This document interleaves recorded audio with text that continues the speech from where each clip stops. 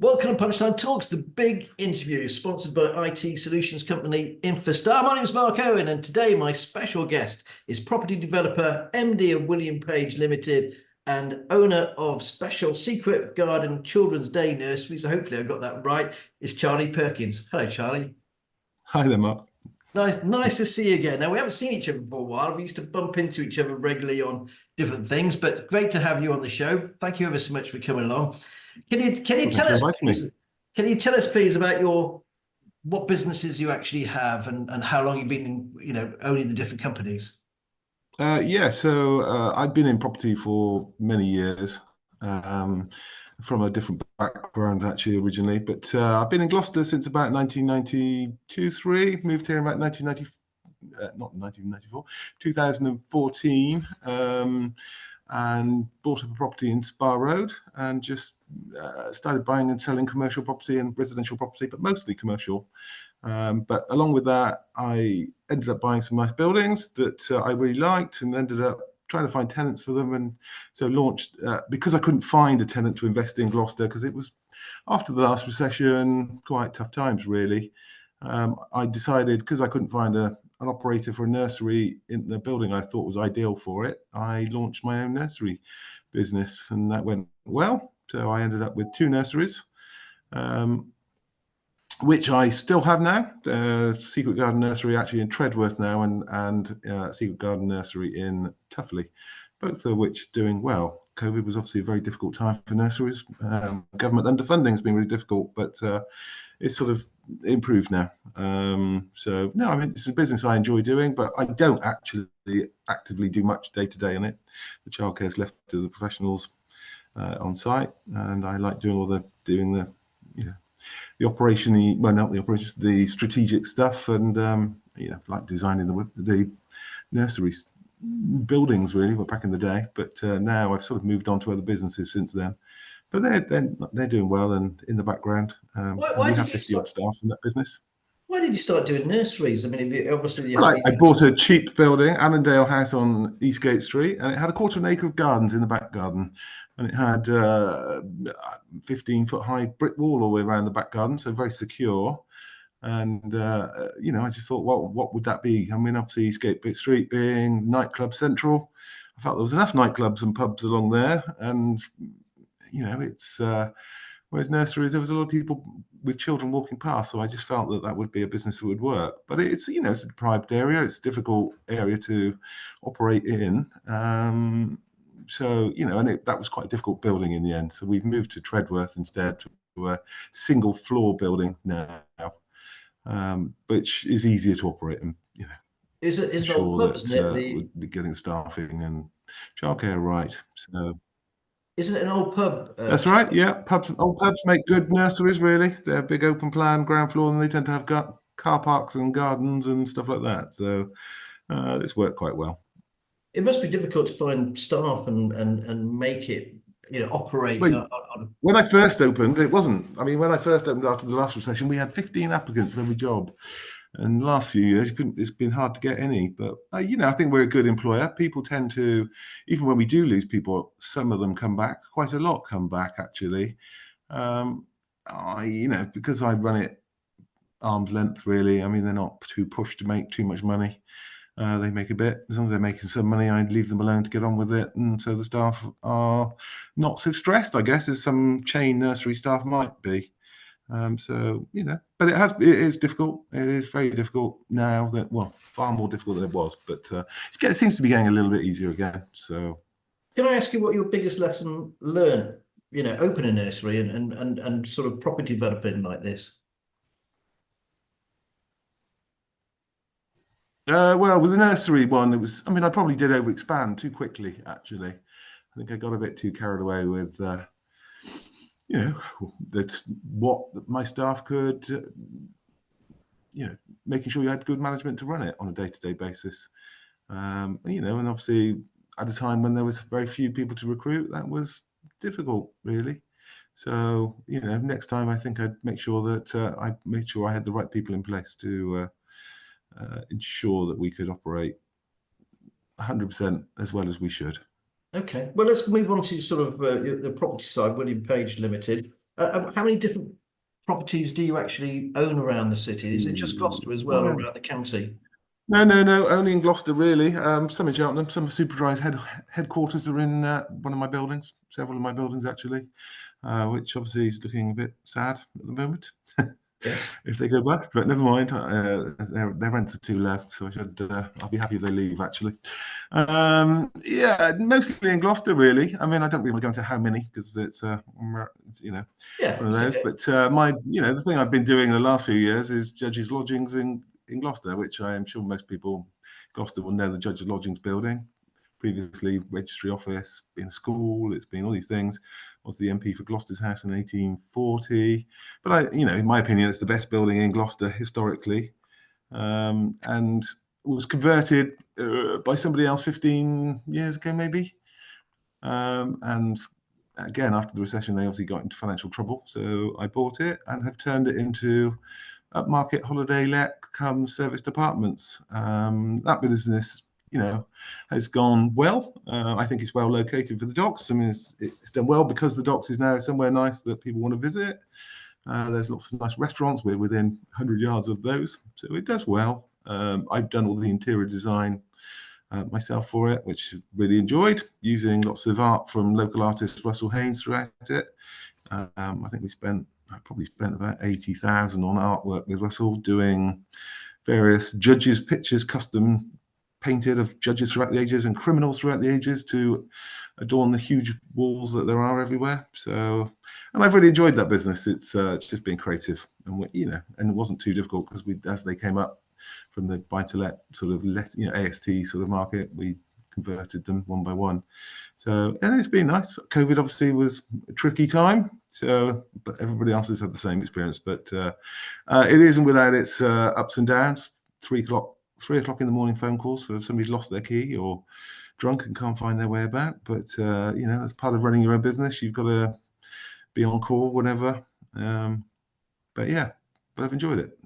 So, I mean, it's quite obviously that area in particular has really come up, isn't it? I mean, you've been sitting on I personally think that obviously the Keys is such a fantastic place to invest in. Can I ask you really rudely how much you bought the building for and what it'd be worth now? You can ask. I'm not going to tell you, but you're Fair welcome enough. to ask. How big? How Look, many? I got it. Look, I'm a value shopper, so at the end of the day, look, I'm a value shopper, and it's one of my tips later on about business is, there are times to buy and there are times not, and I only buy when it's cheap, and basically somebody gives it away to me at a price that they paid me to take it off their hands, and they will pay for me to do everything I'm going to do to it, and if I can't find stuff cheap, I don't do anything. So I will sit and do nothing until the next time something cheap comes along. So, which is not quite at the moment, I don't think. So, I'm sitting on my hands a little bit. I was going to say You know, about Gloucester because obviously you've been here like I've been here quite a while, not from the area originally. I mean, I've been here 30 odd years, but it has changed fundamentally, and the value of the property is going up. Seems to be a lot of people now investing in the city. Do you find yeah. that the same? Well, I hope so. When I came here in 2014, there was nobody investing in it. I think more or less all the developers have got local ones have gone bust. I'm from Cheltenham. Obviously, Cheltenham wasn't really affected by that recession hugely, which is why I looked to Gloucester. And obviously, there was a lot of sites that were talked about being done. And I'm really pleased to see that in those 10 years, those sites mostly have being built. But I have to say, when I went round to people in Cheltenham going, oh, you should invest in Gloucester, it's really cheap, because I couldn't buy every single building, they didn't. Because they just went, no, Gloucester's shit. Not doing that. Sorry, I shouldn't swear, but never mind. And I sort of have more confidence in it. And I have confidence that if these things came to fruition, that Gloucester would be on the up, which Yeah. I think it is. Cheltenham is still the problem for Gloucester in some ways, because anybody who seems to make any money seems to move to Cheltenham and take their money with them. Except for me, of course, which I live in Spa Road. So I live next to Judges and have done for the last 10 years in various buildings in Spa Road. But most people I mean, it's seem really to nice move. there. It's opposite the cricket ground. You've got the bowling green there. It is. It is No, it lovely. is. I mean, it is difficult. I'm running a judges' lodgings, upmarket boutique sort of apartment thing, which Gloucester, doesn't have great deal of that. We have lots of overfed with travel lodges, so there is a niche there. I mean, obviously, weather this winter has been very difficult, so bookings are struggling a bit. But it's not helped though in the area with having half a dozen people camped out in tents, hanging their clothes on lampposts and all the rest of it. As somebody who invests in an area, it's a bit disheartening, really, to see homeless people just being able to do whatever they want. If I wanted to put up a campsite in the central town, they wouldn't allow me, would they? Um, you know, so that would be annoying.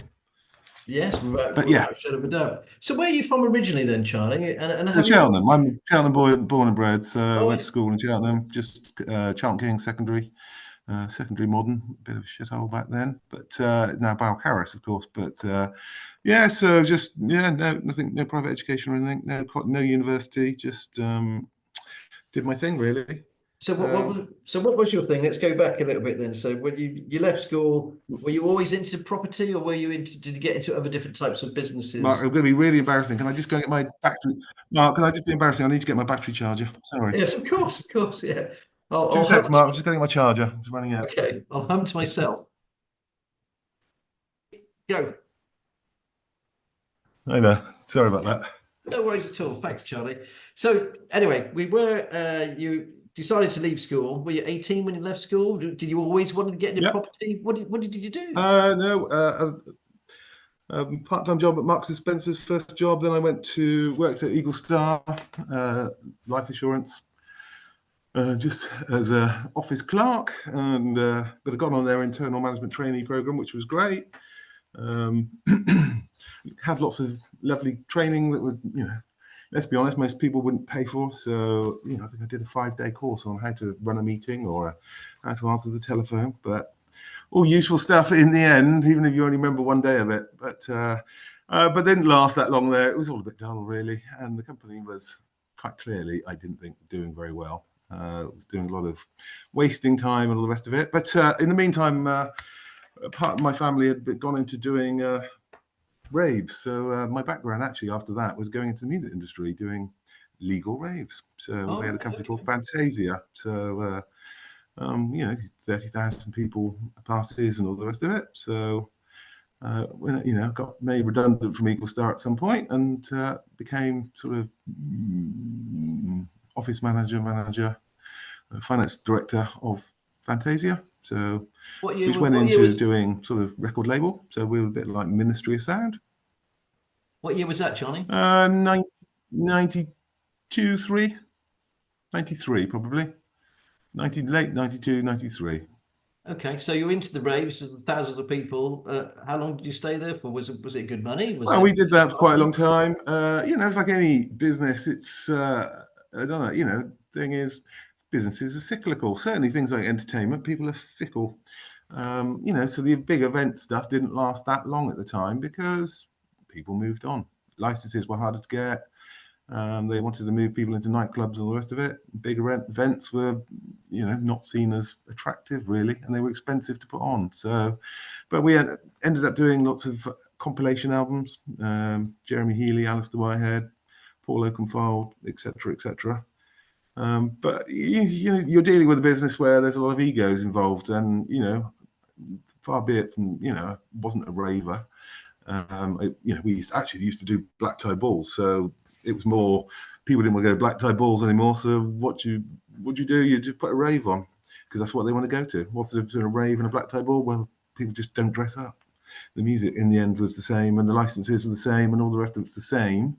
But for every good event you do and every good album you do, there might be one that doesn't sell quite so well. It's a very risky business when you're putting £500,000 to £1 million on the line every time, and that was after another recession. So I think by about 95, there had been a housing market crash, and we were sitting with lots of revenue, good cash flow. And as the finance director, I advised that now is the time to put money into property. It was undervalued, and there were certain companies. I think the first few things were sort of buying up old Bupa care homes.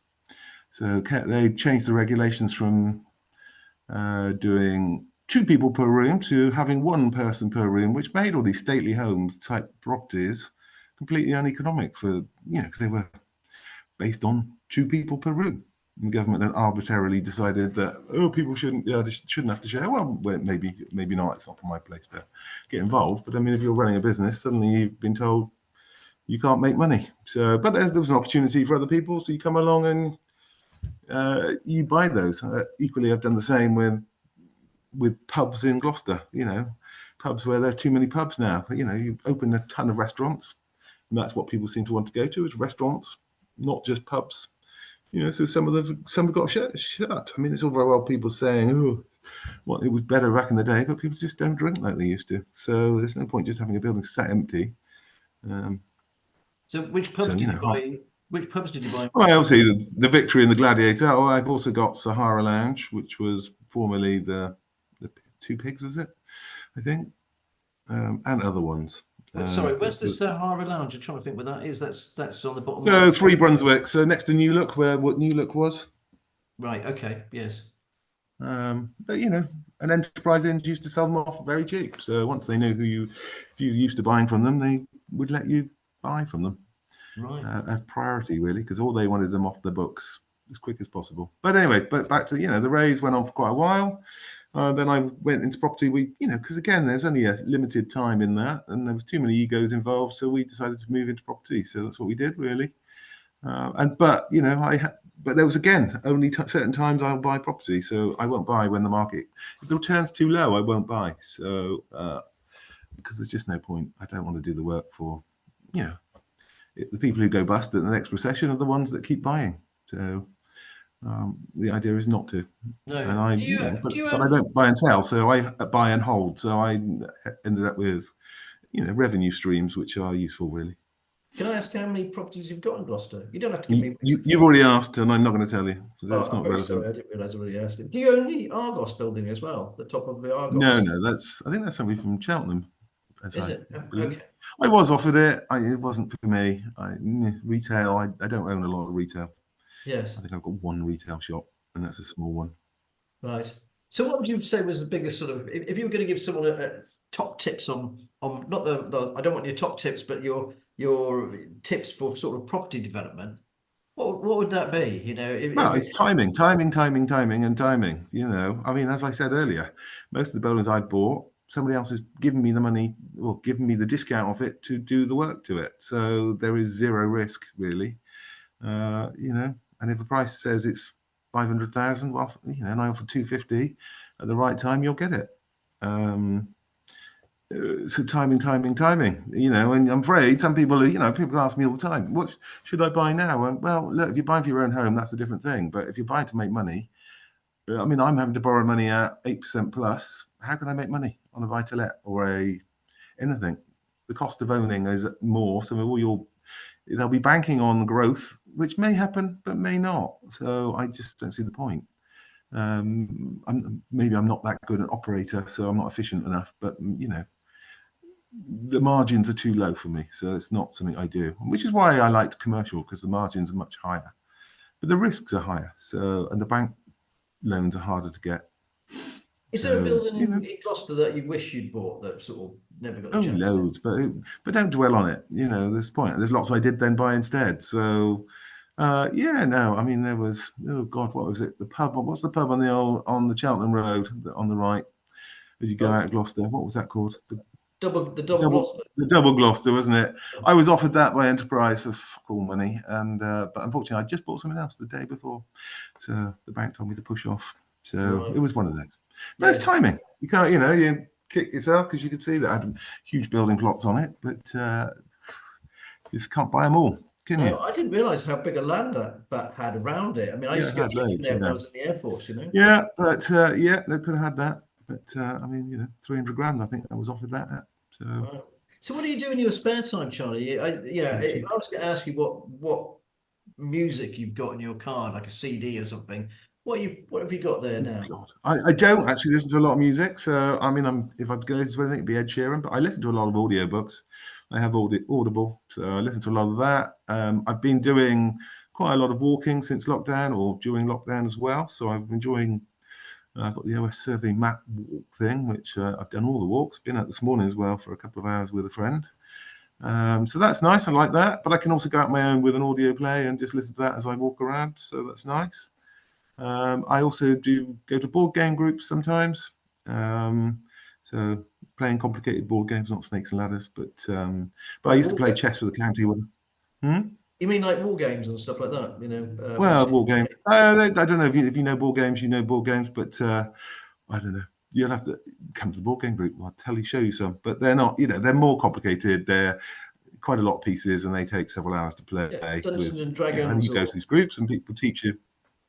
Dungeons and Dragons Well, I and have played Dungeons and Dragons, but not that isn't no, that isn't one of them. They're more strategy games. I played chess with the county when I was a little boy, and strategy, I guess, is what most of my property success has been by picking and choosing when I want to play, and not playing, and but also looking for opportunities outside where everybody else is looking. So when everybody else is doing something, or talking about doing something, I'm generally exiting and selling up because I don't want to be in it when everybody else is doing it because the margins are going to be too low.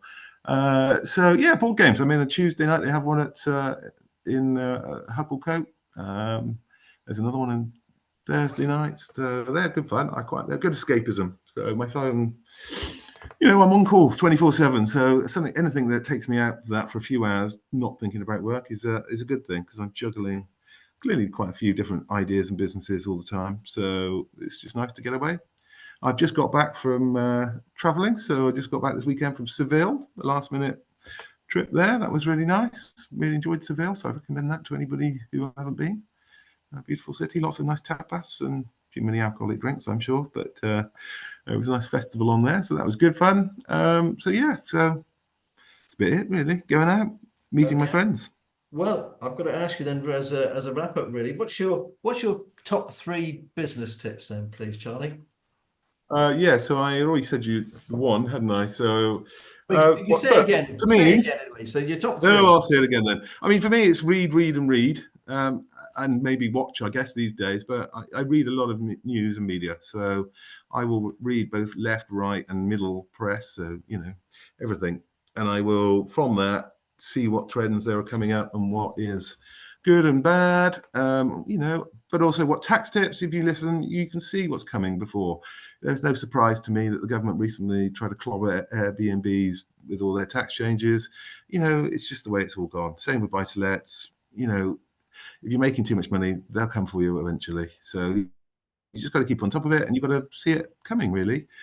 And you can see recession warnings. You won't see it, but if I listen to Bloomberg Radio in the morning, I'll know 2 weeks before everybody else does what's going on. Now, that may or may not help, but you might even find out 3 months before. So that's one. So keep your costs low. So I'm not a big spender if I can. I don't have swanky offices. I've worked from home since so I've been 24, I think it was. So why bother having an office if you can work from home? So the work from home thing isn't new. It's been going on for a long time, really. I've never had flash cars certainly not ones earlier. I still don't think I've got a flash car, but other people might disagree. There always might be some hard times around the corner, so you don't want to be long of debt and long of obligations, really. So keep your costs low, and then it's easier to cut your costs low than actually to make more money. And the final one is what I was referring to before, really, which is you can't really beat the cycle. Maybe you can, maybe you can't, but investment is quite difficult. For a business, you can if you've got a really good idea and you're in early. But yeah, don't try it's trying to invest at the end of the cycle and trying to replicate buying properties cheap. It's not going to work. I don't know how much you want. Maybe if you can do your own building work and you can add value by doing that sort of stuff, then you can. But yeah, unfortunately, timing is a lot of everything, really. Okay. Well, Charlie, thanks ever so much for joining us. Charlie Perkins, thanks ever so much for joining Punchline Talks today. Thank you. Bye. Thanks, Mark. Bye.